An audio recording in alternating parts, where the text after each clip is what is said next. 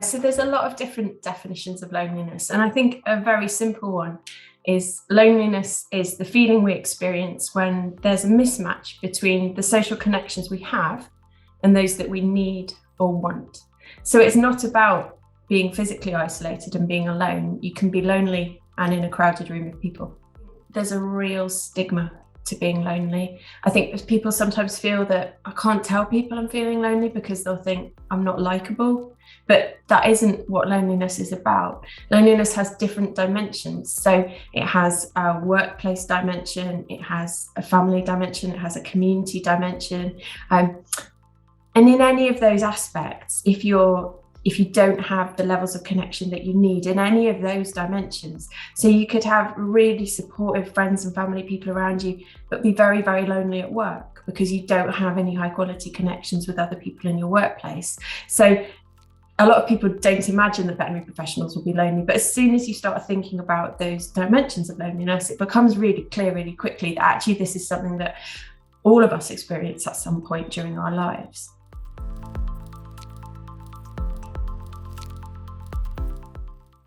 I think it's hugely highlighted it. And the theme for Mental Health Awareness Week every year is chosen by the Mental Health Foundation, and they chose loneliness this year, and they've talked about why in a brilliant blog. And one of the things they've really spoken about there is the effect of the pandemic and how that's increased loneliness. So they did some research during the pandemic that found that loneliness was 3 times more common during the lockdowns in the UK, and that's really unsurprising to all of us who've lived through it. It's definitely something we've seen in the veterinary community as well. So we haven't done research, but we have looked at themes through calls that we've had through to Vetlife Helpline. And one of the things that is really important to say when we talk about themes of calls of Vetlife Helpline is that every call is completely confidential. And so although I'll mention some themes, this isn't identifying to a caller. This is stuff that a lot of people have been talking about. But we've heard a lot of different ways that the pandemic has affected veterinary professionals being lonely. So there were people who were isolating, who are having to isolate because of their health, who in many cases still feel lonely and still feel quite disconnected because they're not able to connect in ways that they used to be able to connect. We've heard from veterinary professionals who weren't just lonely during the lockdowns, they're still lonely. And sometimes that's actually because of an intersection of the pandemic, but also the staffing crisis facing the veterinary profession. So there are veterinary professionals who haven't been able to see close family loved ones for years now because they can't get locums. And so people in those situations, and that's not identifying to anybody, there's a lot of people in this situation who can't get cover and so can't go to family events, can't get those important close emotional connections that we all need to not be lonely. So that's affecting things too. The staffing crisis is contributing to people being lonely. There's other things as well. We know that students had really unprecedented levels of isolation, sort of home solo study, a very different study experience for veterinary nursing students and for vet students. That was a big factor. There's also been, real pressures on training for them have contributed to loneliness too. We've also spoken to people who maybe were coming to the point of retirement during the pandemic, who had all these plans for sort of community, collective connection, cultural connection that was so important to them after they finished that very close workplace connection they'd had, and that just wasn't available to them. So real loneliness for people at that stage too. So throughout veterinary careers, there's extra loneliness that's been experienced during the pandemic, and I was really pleased to see that we're talking about it this year. It's really important to remember that with, big adverse events like the pandemic, that we're in the same storm, but we're in really different boats. So when you look at the impact of loneliness on, for example, people with physical health conditions, that's huge and enormous. And, that isn't finished for people with, physical conditions that either make them clinically extremely vulnerable, or for people who have experienced illness during COVID, perhaps have long COVID, perhaps their lives look very different now to how they did before. And we know that physical health is very strongly connected to loneliness.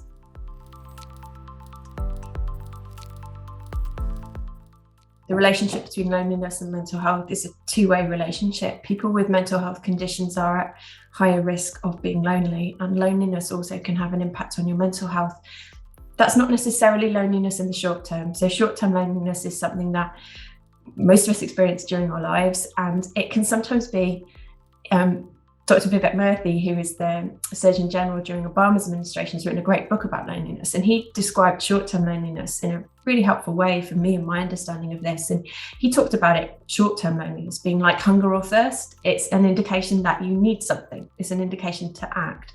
But chronic long-term loneliness, where people maybe don't have as much control over things. So some examples we maybe spoke about before from veterinary professions, where people know that they're lonely, but they're really struggling to find solutions for their situation. That kind of loneliness can have an impact on people's mental health and their physical health as well. We also know that that loneliness can be associated with people experiencing suicidal thoughts as well. So it's absolutely vital we can have these conversations and we can support people who are feeling lonely, and also that we can reach out to people who are feeling lonely to try and alleviate our loneliness in our communities.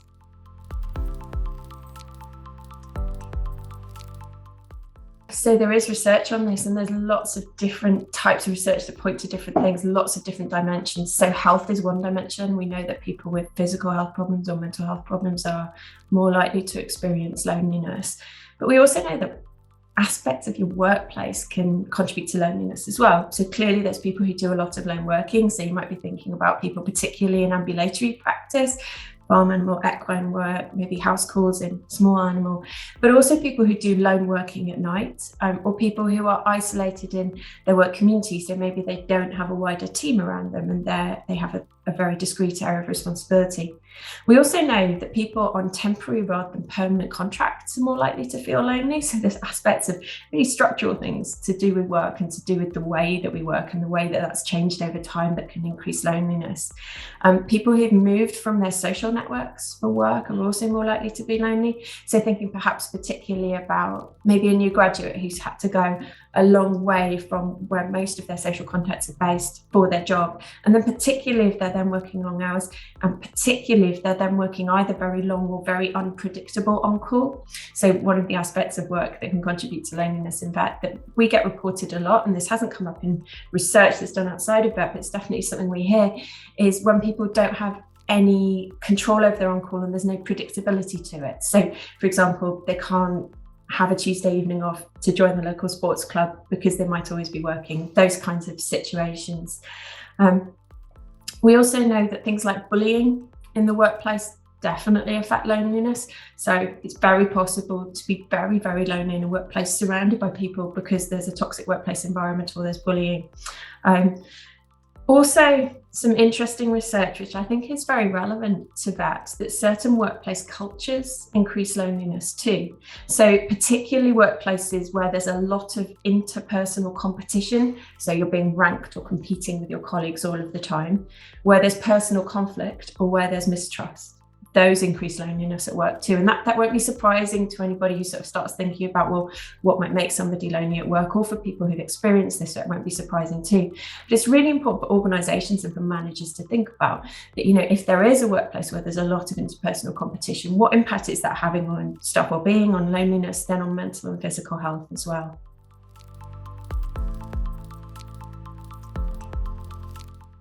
The first thing I want to say about this is, if you are feeling lonely, you aren't to blame. It's not your fault, and it's nothing to feel ashamed about. We know there is this stigma to loneliness.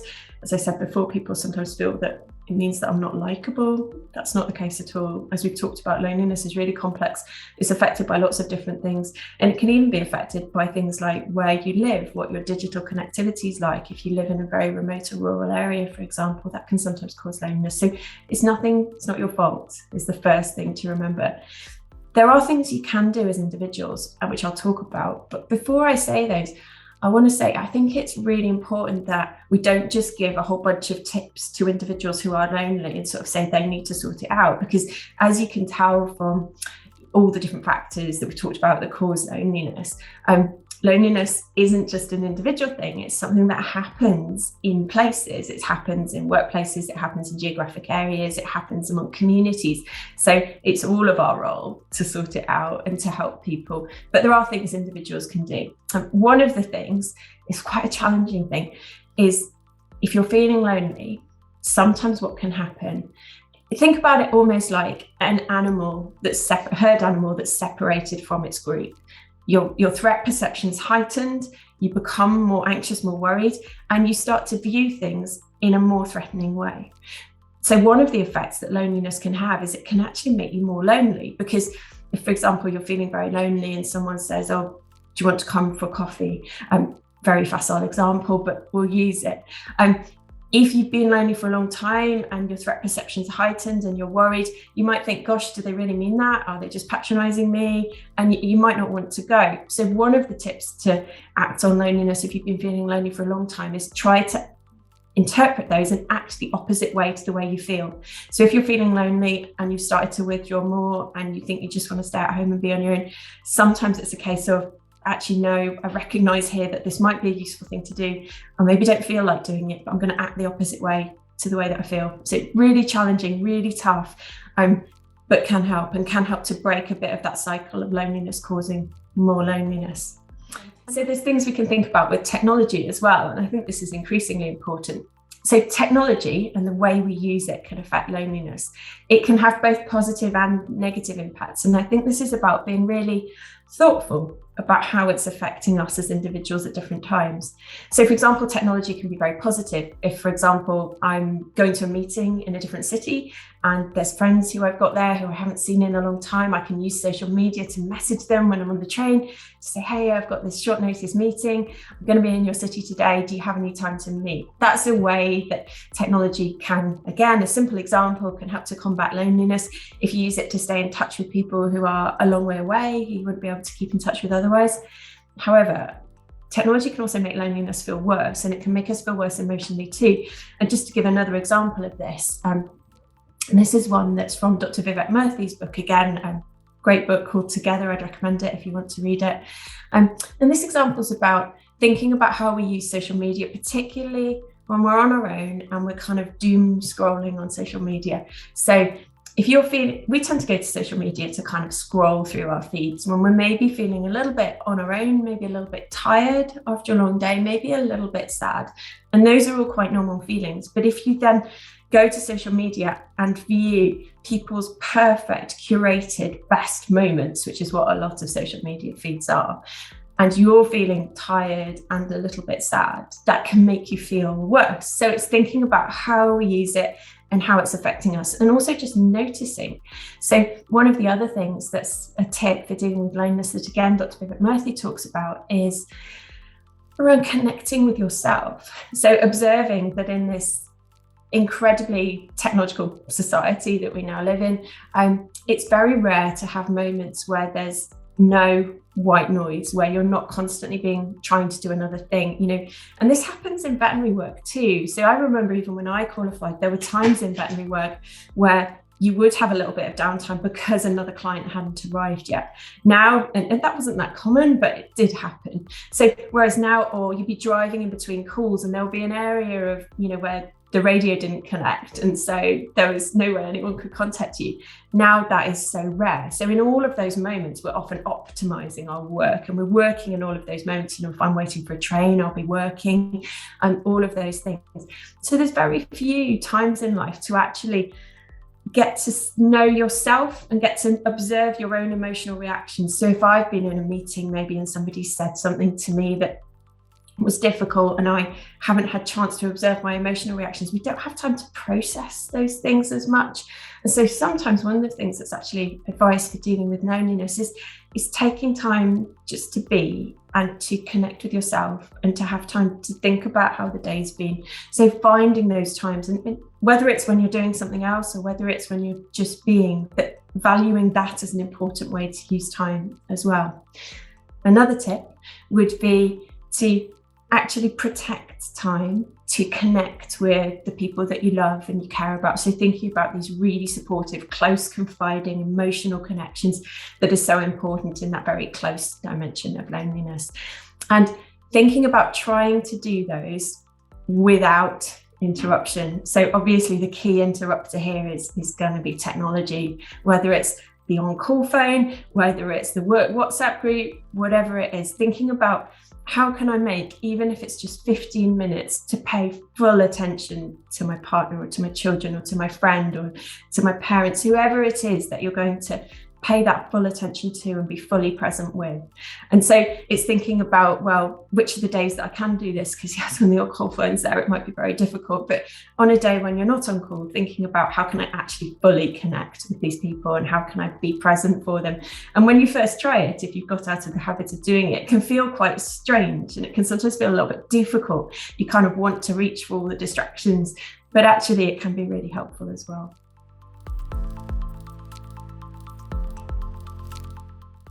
So one of the other areas that I think is really important around loneliness is that we don't just think about individuals who are lonely and we don't just give them tips to try and sort it out, because it isn't those individuals who cause loneliness. As we've talked about, loneliness is caused by lots of different factors, including a lot of workplace factors. So I think it's really important that all of us, including those of us who aren't feeling lonely, think about what we can do about loneliness. So some of the tips that I have for workplaces start when people first start in a workplace. So think about induction. So this goes back to research that I did when people transitioned to veterinary practice. We found that people's mental health was massively affected by different factors. And one of the things that was really important was whether people got the right kind of induction into their job. And that's thinking about induction really broadly. Does this person have what we would call have the competency to do the work that is being asked of them? Do they have the support?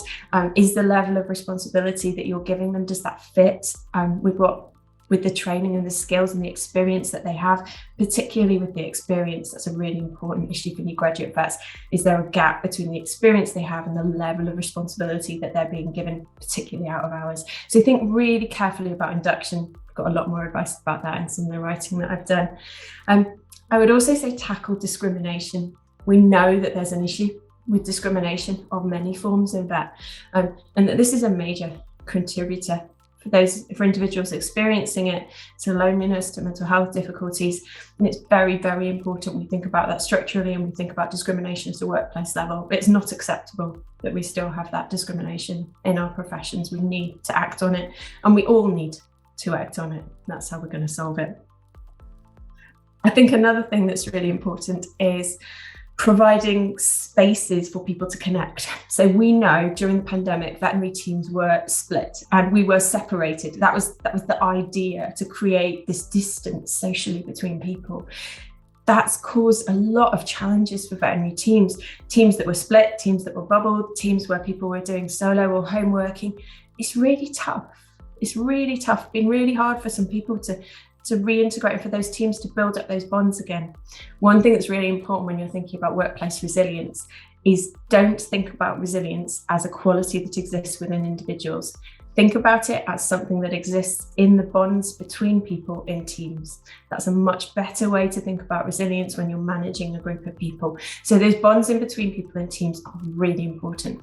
And one of the ways that we know can potentially help with this is to create spaces where people can interact and connect at work. So create a desirable space where people can go when they have a break to have informal, what we call non-transactional social connections.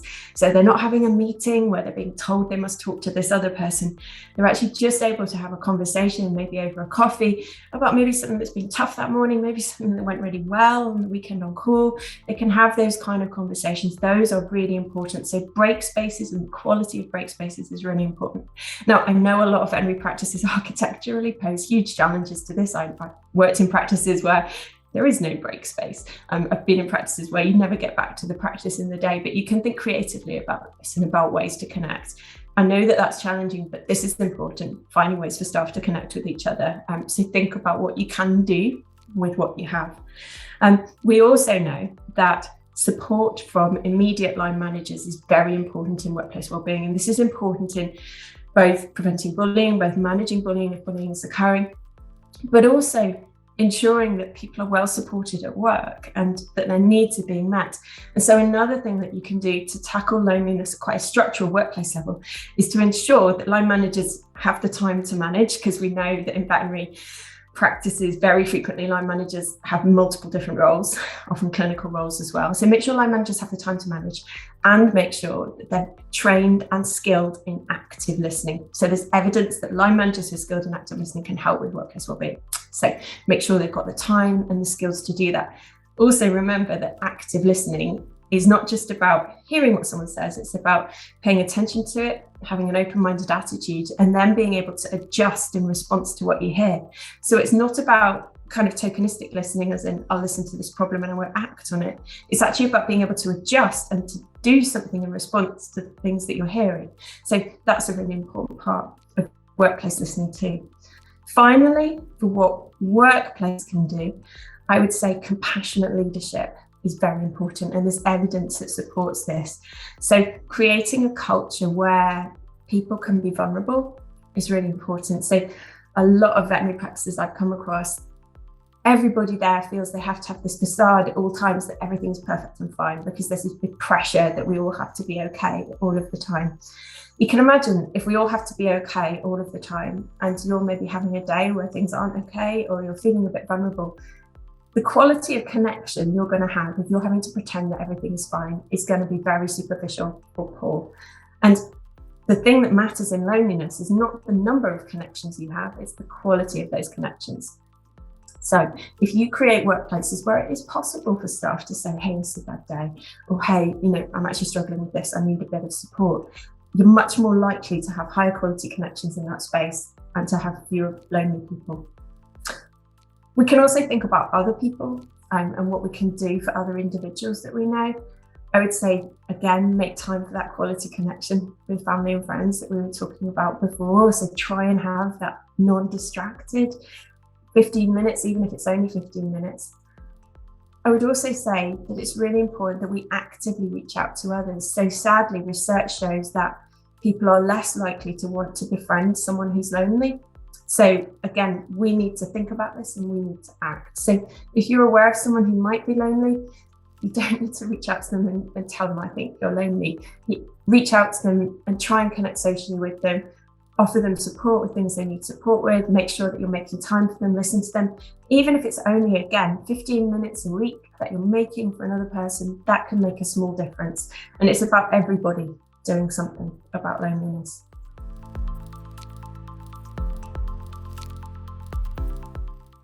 I'm so glad you asked this, because the thing I wanted to finish by saying is perhaps the most important thing, which is that if you're feeling lonely right now, we really want you to get in touch and get some support. You don't have to wait until you've tried everything else, until it feels like kind of the end of what you can do to get in touch with Vetlife. Very often people do that. They really sort of call very, very late on in how they're feeling.